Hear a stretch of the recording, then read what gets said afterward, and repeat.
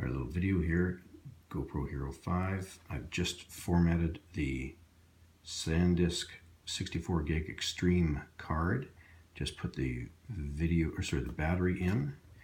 It is off. I'm going to use the quick video. And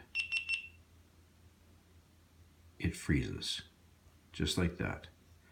I can't do anything. Nothing on the screen. Let me turn it off.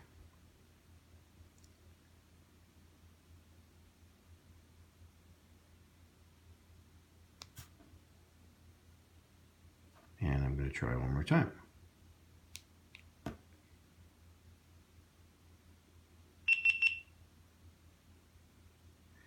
And it locks again.